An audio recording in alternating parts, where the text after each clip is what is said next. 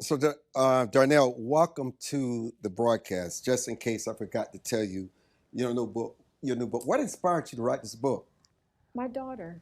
Um, I saw a movie and I thought about what would happen if I wasn't here to give her all the lessons that I had learned. So I just started writing down things that I wanted her to know as a woman. Not about your two sons.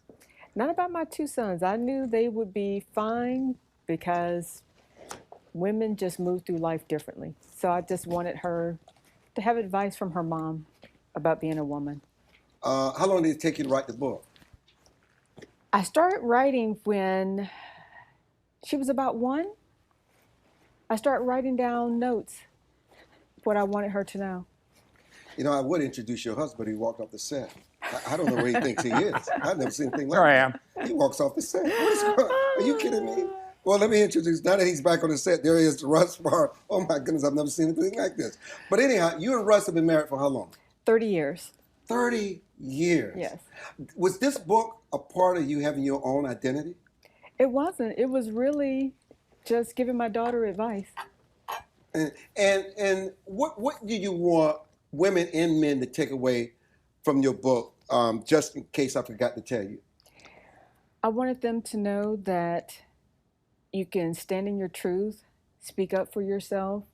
For my daughter, be a lady and demand respect. Man, respect. So Russ, your wife has written her first book. I know you are a proud husband, but listen, man, you guys have been married for 30 years. Yeah. Yes. Wow. Are you surprised that you've been married to him for 30 years? A little. Oh, come on. It has a lot to do with the fact that I'm extremely handsome. Okay, that has a lot to do with it, and I owe her a lot of money. So let's just be honest about the whole thing. So what is it that you tell your daughters to look for in a husband? Is it the father, the man that you're married to? It is. I think she has just watched us over the years and how we interact with one another. And I was talking to her the other day, and she was telling me the qualities she looked for in a man. And I realized everything she was saying is how her father treats her. And how important is it to have a father in the household? I think it's really important. I think it's really important, especially when it has to do with being married. You're showing your daughter and your sons how to be a man of the house and how to be a father and how to be a husband. So I think it's really important. You know, Russ, it's fascinating. Your wife looks like your daughter. Well, I hope so. I, At least that's what the judge told me. I must tell you, listen, I loved it when you said, don't give yourself to everyone in the book. No, you give yourself to everyone, you'll just have pieces of yourself. So you just need to be whole and save yourself. And you also said, which I think is important, don't compare yourself to anyone. It's No, almost a crime to do so against yourself. it really is. I know women are always competing with looks, um, likes, and I just wanted women, especially my daughter and other women, to know don't compete with anyone. Just be yourself. You're your only competition. That's it. Russ, how important is it to be a role model, an example? You and your wife are successful, Mhm. you're blessed in that way, but how important is that in the household to be an example for the kids?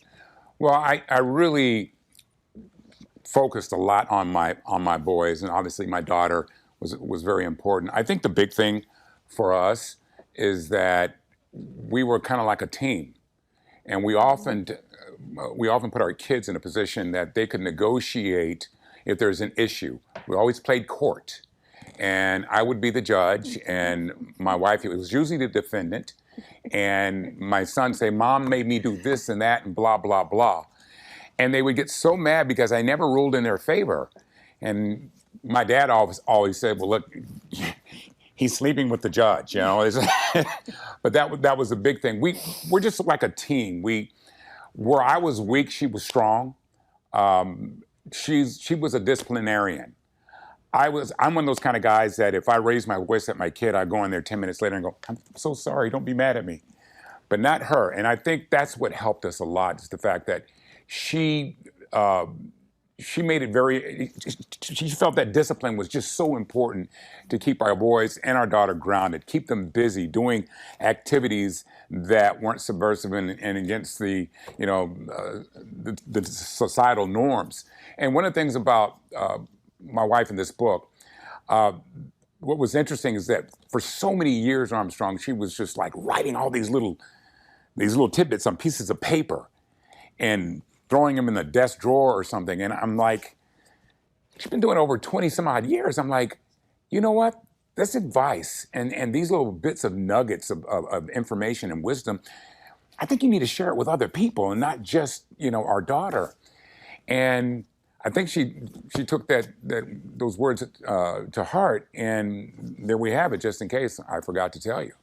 I must tell you, for full disclosure, your son, Braxton, worked for us for a few years. And I'm telling you, one of the brightest, humblest, kindest, hardest working. I mean, he was almost like a son to me. I mean, Braxton Parr, he's his parent. I can only imagine when people read about their kids today and the drugs and the crime and the interactions with law enforcement. They're moving back home because they can't get their lives together. You must feel proud of what you and Russ have been able to accomplish. That has to be the greatest achievement for parents, what your children become.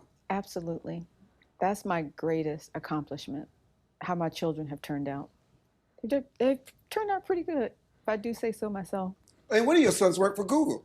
Yes. In New York. Yes. And your daughter is on television. Yes. She's on TV. I mean, do other parents ask you and Russ for your recipe? They do. People who have younger children, they will ask me, how did we do it? And Russ made a good point. We were great partners with raising our kids. He was not the disciplinarian, and he would get mad at me sometimes about disciplining them, but he sees that it worked out in the long run. Kids need structure. Absolutely. Russ? Yeah. But you had structure growing up. Yeah. And your father's still living. Yes, he is 94 years old, and he still gives me heck, which is good. It keeps me grounded. I think the big thing for children and what we did, we were present. One thing I love about my wife, she was just like my mom.